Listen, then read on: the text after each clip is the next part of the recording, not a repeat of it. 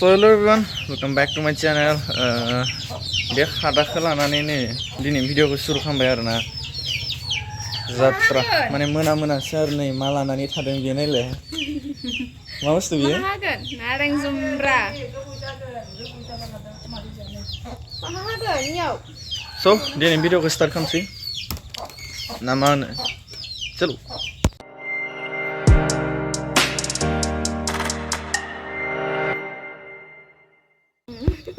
नायलाय मा बायसा थफि लागोन एखो थफि हा थफि लागोन थफि नारें जुम्ब्रानि थफि बेसोरनि थाखायबा मा होनो आरो नारें जुम्ब्रानि थफि हा नारें जुम्ब्रानि थफि लानो नाङालै आंनो नोंसोरनि नारें जुम्ब्रानि थफि गाना आङो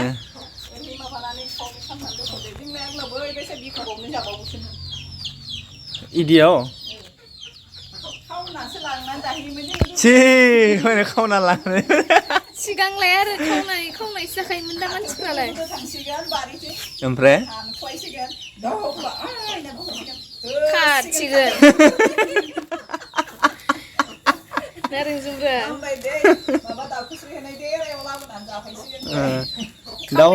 दाउ हाबनायनि टाइम जाबाय दाइसो जानो नामायदों ने खावनायनि फिथाइयासो गोथाव जाखायो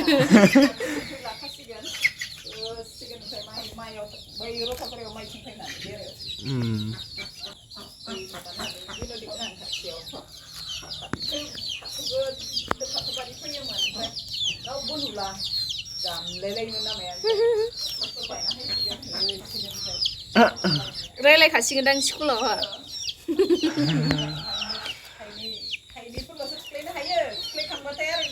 गैला खादो काहानि खोनादों दा काहानि नारें जुम्ब्रा खावनायनि काहानि खोनादो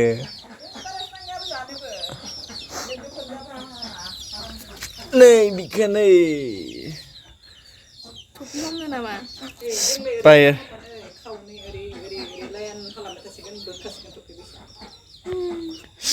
स्पाइरेल माबा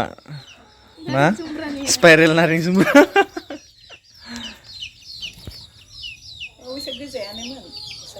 गोजा जि मोजांसो दाना नै आं गोजाखौ बांसिन गोथाव मोनो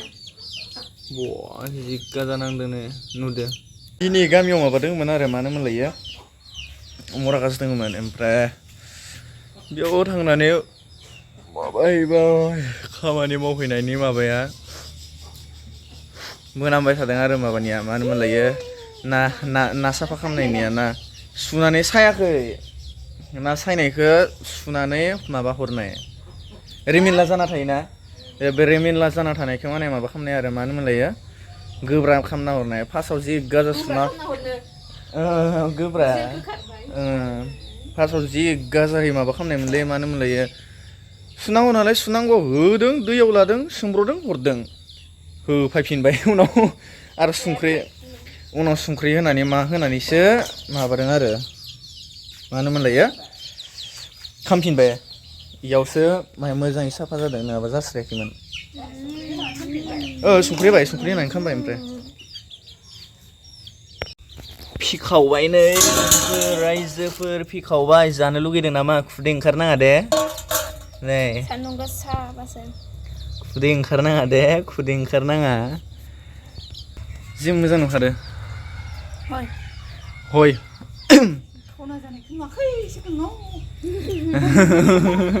दानिया बिना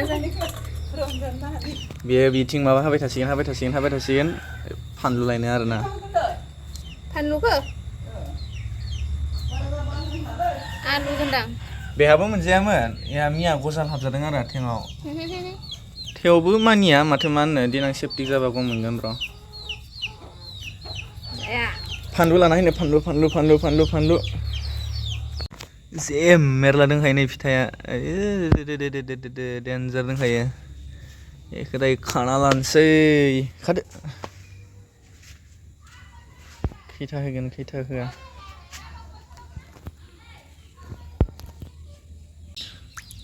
संख्रि होआरां माथो ना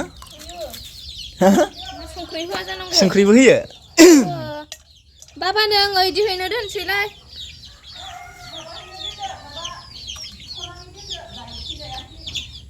जिरख'वालासिनो ना जिरख'नानै मिसल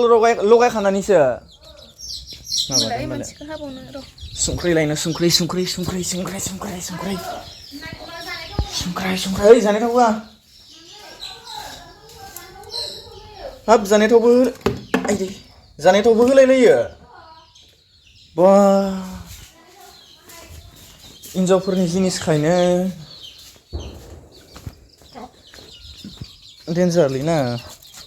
गोथाव मोनजायो जानाय थाव होबासो जानो रोङाखै नोङो जानो रोङा गैया जाफेराखैयानो सिगाङावसो दुगैनो हाया ओइ न' बोरायाव थाबा जायोमोन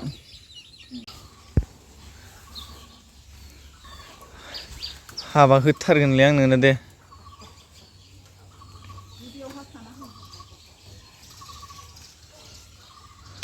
हादों गैया आखाइ सायाखै हा आखाइ सायाखै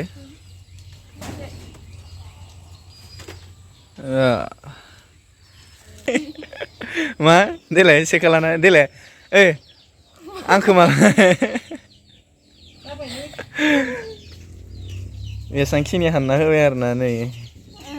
गैया आंहा गैया आं रोङा बुन्दियाव हरनो होबा माबा बिबारखौसो हानबाय थायो बैथिं लाबानो जासिगौमोन दा होमबालाय नोङो थाम्फैनि धुपखौ लाखादोसो मोनसे हा थाम्फैनि धुपखौ लाखादोसो मोनसे थाम्फैनि धुपखौ मानो बैथिं थाम्फैया पिलिलिपनो बासा पिलिलिप होनबाय नामा माथो नै थाइसे दंबावो थाइसे दंबालाय दोङो होदो आरो बेट लाखाबाय लोगोफोरनो तेरिगा जोंनि जानायखौ नायदों आरोना मादि जायो नाय नोंलाय आं जानायखौ आं खिथियाब्रा नोंलाय बेसेबां जाब्रा जागोन जागोनब्रा माहाय बियो आंनि बाहागो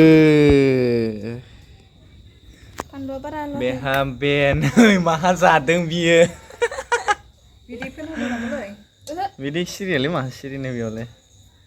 जादो आं नायथारनो लुगैबाय होननायखौ देलाय आलुआखैलै हा आलुआखै गैया फानलु गैया हा दासो आलुदों बेहा मामाहा माबाया मा होनोमोन लायो नारेंखल सिरिनायनिया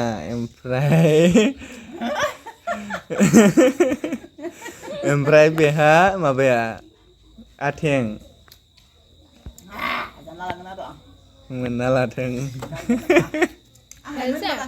जागोनब्रा देले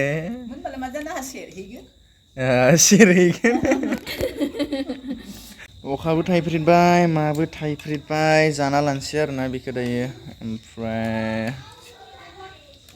दिनैथ' ब्लग लानाय जाखायाखै ओरैनो मोनासो बेखौ ओरैनो माने खालि थाङा जाथों होननानै आरो लाना होबाय आरो स' थेंक इउ दिनै भिडिअखौ जोबजासे नायनायनि थाखाय टाटा बाय बाय मिलते हैं नेक्स्ट एपिसोड में नेक्स्ट ब्लग बरिया ब्लग माबायाव आरो आइदै मोनहैबाय गेन्द्राया गेटआव दं स' टाटा